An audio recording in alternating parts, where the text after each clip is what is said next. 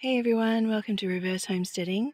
Thought I'd take you for a walk around the garden to show you where I'm going to put my fruit trees and let me know what you think of the picture. It's a new camera. I didn't feel like I needed a special camera for it. Hubby did a whole lot of research for me, but as I'd smacked my phone and I'd already replaced the screen on that phone from earlier this year, he thought I needed an upgrade, which I was happy to agree to.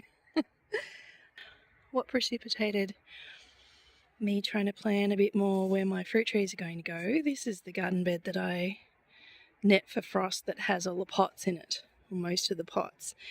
And I realised it's getting more and more crowded because I see things at the shop and I'm thinking, oh, I wanted one of those. So hubby sort of questioned how many fruit trees I was going to get last night in a very polite, lovely way.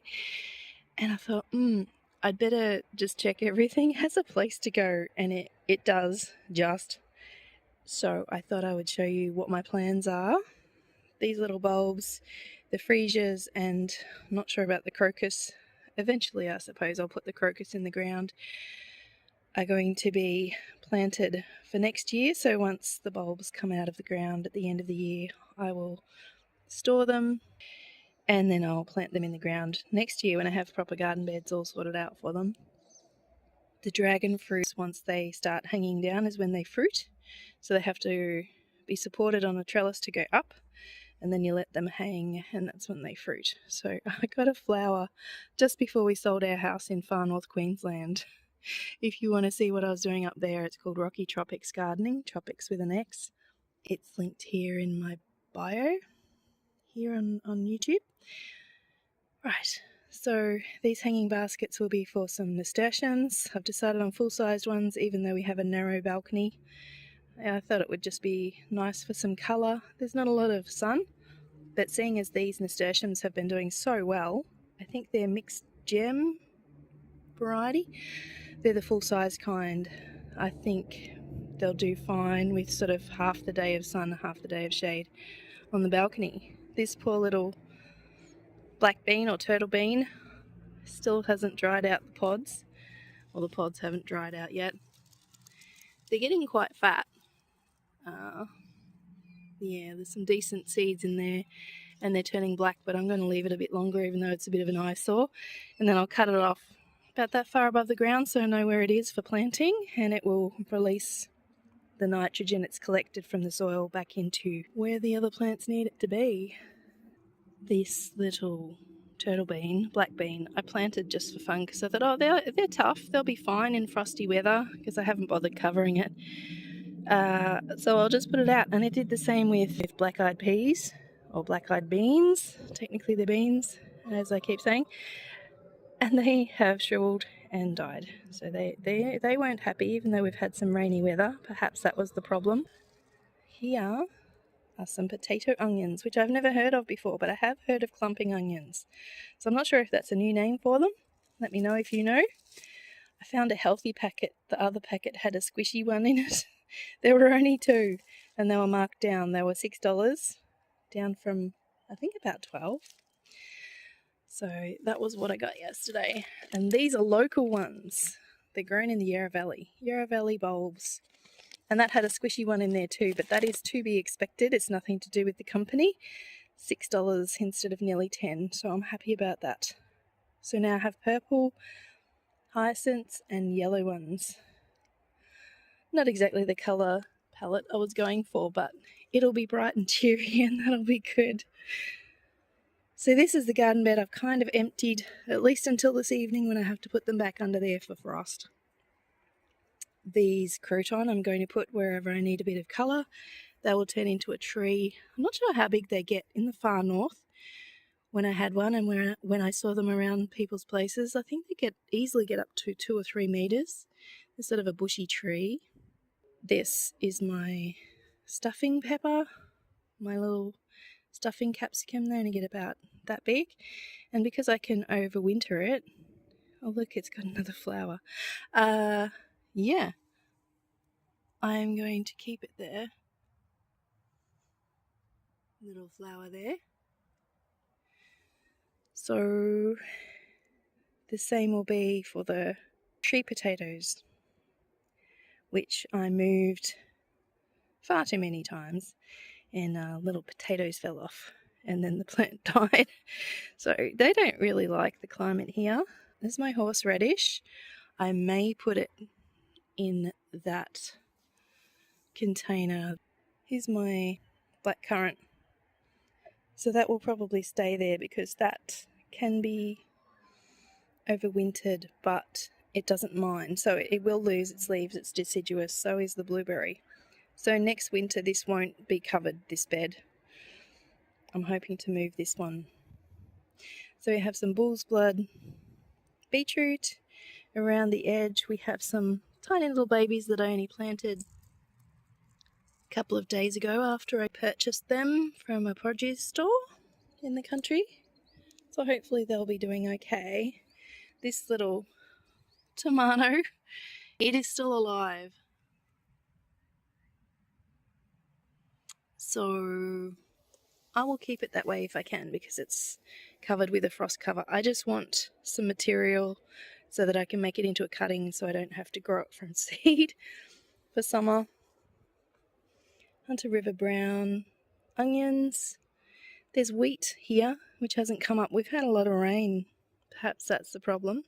I feel bad for farmers every time something fails here. Not that I'm perfect, but you know, they must look out onto their fields and worry when they get a whole lot of rain. This is a Confederate rose, or a rose of Sharon. I'm thinking I might actually put it here at the end of the bed because it's bushy, but it grows like a weed, so I can control it a little bit. Well, it may shade that bed. Because the sun comes from behind me. Oh, goodness. I'll put it at the other end. Put it at the other end of the bed. near the sandpit, which won't be there forever. Here, I thought I'd show you my little parsnips. Some of the ones that got nibbled by a slug are actually getting their second leaves. So I'm pretty excited about that. I did dispose of the I was going to say the slug thug that was eating them when they just popped up. These hopefully have some purple carrots in there. It was a mixed bunch and they look like little tombstones. Just realised. So we've had carrot top rate weight. These were old seeds. Grower's choice, they're the ones which were the coloured ones, which I think have worked. And the harlequin mixed, I think, have worked. And there's the parsnip.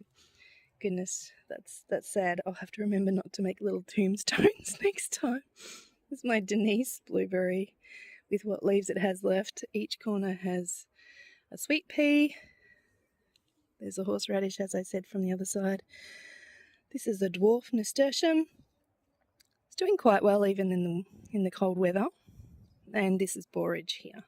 That was in one of the other garden beds. I'm not sure what to do with my port wine magnolia. Some magnolias lose, well, I thought most magnolias lose their leaves in winter, but this one doesn't. The port wine is evergreen.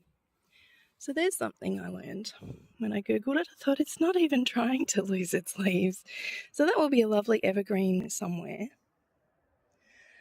I might even keep it in a pot. Trying to plant everything I can because I'd like to be living here for a while. So I would enjoy it a lot more if it does well. Here are my Brussels sprouts. Planted the other day. They're doing quite well.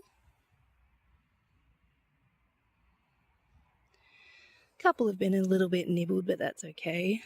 I've cut off my asparagus on the mound there. The other ones that I have to mound up or dig a dip once the garlic are gone. They're almost browned off to cut off. The Swedes or rutabagas are doing quite well. They are all over the place. I kept planting whatever worked, so I'm going to have so many Swedes. These ones, if you've seen my videos before, you've seen them. These are snowball cauliflower, so they produce just a little small head. They're a bit of a space-saving veggie. These are my olive tree cuttings, and this is a nectarine branch from the nectarine that I have. I believe from the Googling I've done it'll work out okay. Seems to be alive. That's a good start. These are sugarloaf cabbages. Oh no, they're mini crunch cabbages. So they produce early, so hopefully they don't get as many pests bothering them. So they're pretty cool. My kohlrabi are bulbing up.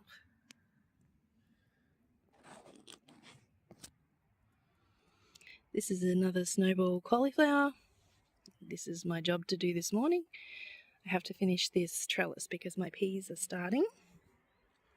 More of the same over the other side. This is mostly silver beet or chard in here. Nice colourful vegetable. As I've said before, I don't really like silver beet, but my daughter does, and a friend does, a new friend. Some more borage. It is a bee attractant. This bed will not be covered once we get to summer because it will be mostly tomatoes in here. Over the other side, sugarloaf cabbages. So they will head up soonish. At least those ones are sugarloaf cabbages. That one's starting to head up. So that's good. Little sugarloafs are quite sweet. And in the middle we have snow peas. I'm hoping the word snow in their name will pull them through.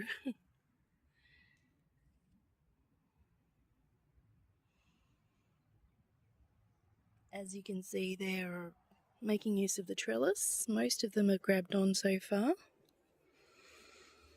I'll take you this way. Here are my garlic. I believe they're the hardneck ones. I'll have to look it up. And I've got some dill. Borage is not doing so well here, but it's more of a shaded bed here. And some more dill. They are Gippsland Gold potatoes. They're the ones we buy from a produce store in the country. These are Dutch cream potatoes, which I planted later. Thought I'd see how they go in a pot. I think I've only planted potatoes in a pot once, but I thought it's so accessible for anyone who wants to grow. If you can grow in a pot, you can grow. So they're pretty happy. Now, onto the fence line, which we're still clearing of some ivy. I've cut that back in a hurry. Haven't dug the roots out yet, but the ones we dug the roots out from are actually doing pretty well and not coming back. I've got a Moorpark apricot. So the apricot is here by itself because it doesn't have a friend. It doesn't need another pollinator. The little bamboo markers, they're every 3 meters. We've got some little hyacinths here. That's where I planted my bulbs of purple hyacinths. I originally had the Jerusalem artichokes or sunchokes here, and a lady from New South Wales said, "Don't plant them there, they'll invade the neighbours," or words to that effect. So I heeded the warning and put them in the container and blocked the bottom off the container. This is my nectarine, Sweet Sensations nectarine. There's actually a video of me planting that one. I might actually link that here so you can get an idea of how to use a swale for fruit trees. I might nip a few more things off this, but I've been approximately espaliering them shape-wise. I haven't put the supports up yet. I'll do a video on that when I do that. But I've basically got a line of fruit trees here that are a certain distance out from the fence so that I can get in behind if I need to. And the ground does actually slope quite a bit here. And then I've done a sharper slope in this bit that I finished toward the fence because the fence was actually covered up with dirt, which is bad for a fence. Now you can see some daylight. It's not a great fence, so if we have to replace the fence at some stage, I won't be damaging my roots of my fruit trees, hopefully. This is my find in the shops yesterday. I believe it's probably fresh from the nursery because it's got leaves. But anyway, it's being protected from frost. It'll have to get planted pretty soon because it's got leaves. It's supposed to plant most fruit trees while they're dormant. So this is Pink Lady. This is the one my husband wanted because I needed an eating apple wanted an eating apple to go with my Granny Smith. So that's why they're next to each other, to pollinate each other. Granny Smith and Pink Lady are pollinating buddies, so they should go okay. Good, I have my gumboots, Gumbies, wellies on today. Still a lot of mud around. So here's my Granny Smith that I featured in another video. I also try to choose plants that are already somewhat espaliered. There's quite a line there with the branches, so I'll talk about all of that in another video. There's my mango, which I think will only do well once I've fully trimmed that tree. It's got some dead bits on it, so it'll probably do well with at least that branch cut off, and there'll be a lot more sun in the garden. Here's my olive tree that was here already. So it has little buddies, which I'll probably put one on the fence, and I might keep the others in a pot. Or I might even give them away. These garden beds, still a mess here, but it's been so wet and so cold. So this garden bed will have a friend, this one, the same size, running along here. It'll stop with enough space to get through to the fruit trees at the back and the little garden bed that's next to them. These little beds here, I believe one will go at the end here, or they'll both go here, depending upon what the access is like. Once we chip those trees that we pulled down, so glad our chipper is a tough thing and will do whatever we ask it to do pretty much. This is a raspberry, so that will be a raspberry bed. That's a blackberry, thornless blackberry. So it will have its own bed as well, just so that they can do their own thing without interrupting the rest of the garden. This is a Persian fig. They produce tiny little figs. You may have seen them dried in a Middle Eastern store. They go dormant in winter. They have very similar climate to Melbourne in Persia or Iran. Nothing really new in here. Sourdough starter discard is still catching the little black flies for me, which is great. These mini bok choy are coming up. Swede are coming up. Savoy cabbage, not yet. And the pak choy white stem are a bit slow. But I'm pretty happy about the peas coming up. They were the ones that I planted direct a little while ago, and they didn't come up because we had about a week of consistent wet weather afterwards, so those seeds rotted in the ground, sadly. And here are my little experiments and cuttings, which now I have no idea what I'm going to do with them. Nectarines, apricots, and the Stella cherries. So they're the little bits I cut off to make it more of a flat tree for espaliering. Some more spring onions, so I won't be wanting for spring onions. Asparagus aren't up yet, but that's to be expected. I have been taking off the lower leaves from my little experimental cherry tomato. I was hoping for tomatoes in winter, but I think this is a no. I have got cherries in winter before, but I tried really hard, and I had plastic in Melbourne when we were here previously. I had plastic. I basically made a little plastic greenhouse over the garden bed. And yeah, I eventually got tomatoes, but they didn't taste very good, and I had to ripen some of them inside, and it's just like, it's not worth it. Tomato season is not what happens in Melbourne, sadly. In the far north, in the tropics, it's the best season for tomatoes in the winter. Definitely not here. Same with basil. It just grows so slowly in winter. These have been planted quite a long time. Sadly, they don't have a tag. They're leggy. You've probably seen other videos of these very same ones. They're leggy because I started them in the greenhouse when it had some shade, because we were going to take a tree down. So I moved the greenhouse in the end, and then these ones, same lot of seeds, popped up a lot later, but they're not leggy. So happy to go on with those ones. This is where I'm going to put my cherry trees. So that's my stick. If you saw my previous video, it's actually a Lappin's cherry, which originally came from Canada, and they have really large cherries. So I'm excited for that. I hope they don't need too much pollination by a specific cherry. I actually haven't looked that up because the other cherry I have is a Stella, and that's self-pollinating, so it sort of doesn't need a friend.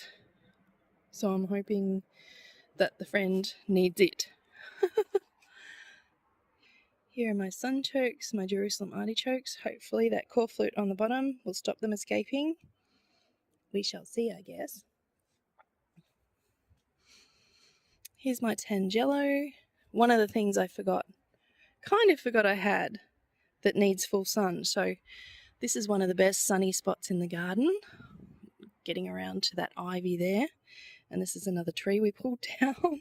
Goodness me. Lime and my Eureka lemon, Tahitian lime, because they're good for juice. It's pretty healthy. And the Eureka's pretty healthy.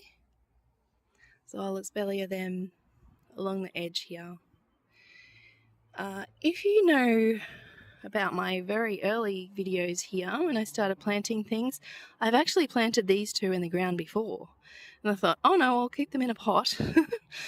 But a lot of the last 10 centimetres or so of growth on this native currant, which is usually from a warmer climate, has actually come when it was planted in the ground. So I'm glad it forgave me for ripping it out of the ground again and putting it back in a pot. But that will be going on the sunny side of the fence here.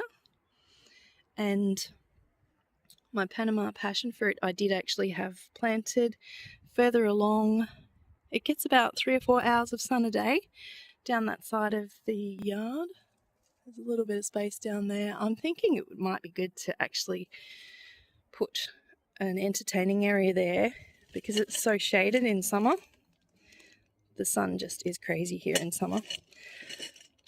This is a round arch, which you may have seen on another video, thinking putting it as an entryway to here. But the downside of that is we also want to put a little small garden shed down there, so we shall see how that goes. So this is my autumn royal grape, and it'll probably go on the fence down in that area down there. So I think that's mostly my forward plans for now. Hope you've enjoyed that little jump into my imagination and seeing what it will eventually look like with fruit trees all around the edge. Thanks for watching. Hope you're having fun in the garden, and we'll see you next time.